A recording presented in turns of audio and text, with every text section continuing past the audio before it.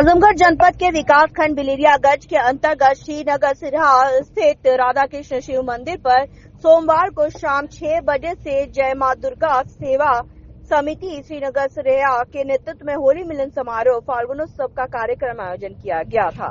इस कार्यक्रम में पात्र श्री अशोक सिंह धर्म जागरण के समन्वय प्रांत के परियोजना प्रमुख गोरक्षक प्रांत के मुख्य अतिथि श्री कृष्णपाल, जिला अध्यक्ष भाजपा आजमगढ़ के bench of magistrate Akhilesh Kumar Singh, प्रवक्ता एवं प्रोफेसर प्रशांत कुमार राय एवं प्रांत अध्यक्ष गोरक्षक प्रांत के विशिष्ट अतिथि के रूप में श्री आदित्य गांधी, विभाग संगठन मंत्री आजमगढ़ के गोरक्षक प्रांत के प्रेम प्रकाश राय, पूर्व जिला अध्यक्ष भाजपा श्री हरिकेश राजभर, जिला उपाध्यक्ष पिछड़ा मोर्चा आदि लोग उपस्थित रहे। आजमगढ़ जनपद से राम राय रायफू बबलू राय की एक खास।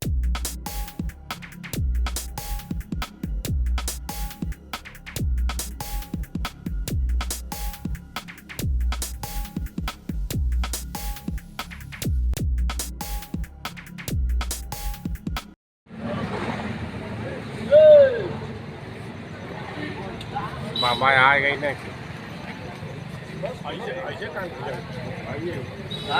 बाबा आ गए। बाबा आवत हुआ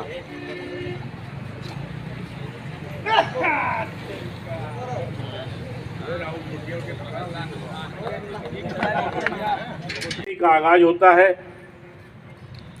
किसानों के खेत में फसल पक करके तैयार होती है, लहरा रही होती है।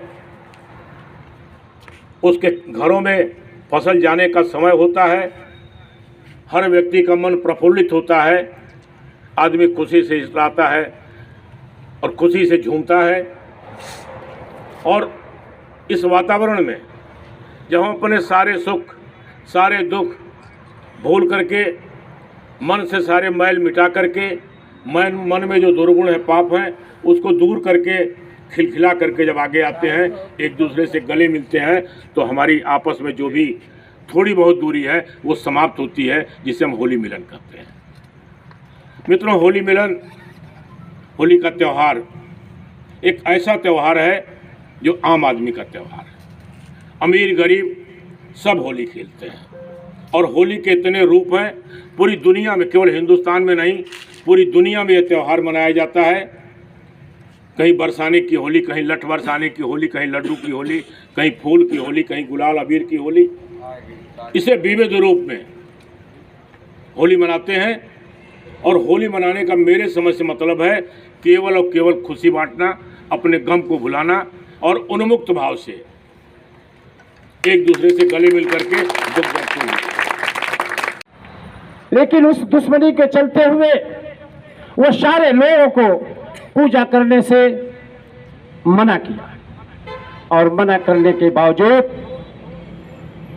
वह उनका पुत्र प्रहलाद वह ईश्वर का ही भक्त था। जब उनको यह पता चलता है कि कहीं पूजा नहीं हो रही है और मेरा ही पुत्र उनका भक्त है विष्णु भगवान का, तो अपने पास बुलाता है और बुला करके कहता है कि तुम ईश्वर की पूजा छोड़ दो, ईश्वर की पूजा तुम्हें नहीं करनी है।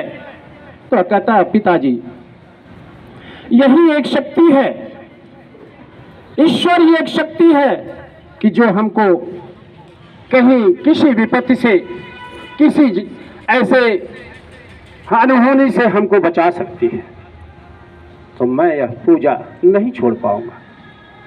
वह अपने सेना, अपने सिपाहियों को आदेश देते हैं कि ले जाओ इसको इतने दूर जंगल में छोड़ो जहां सारे सर्प हो, वहां पर इसको छोड़ाओ।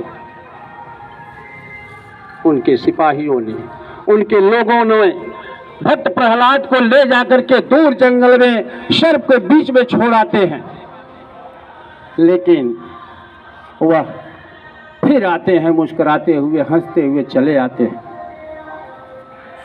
तब उस हिरण्यकश्यप को बड़ा आश्चर्य हुआ कि यह वहां सोचा कि वह सर्प काट लेगा, वो मर जाएंगे, और इस तरह से हंसते खेलते हुए कैसे आ रहे।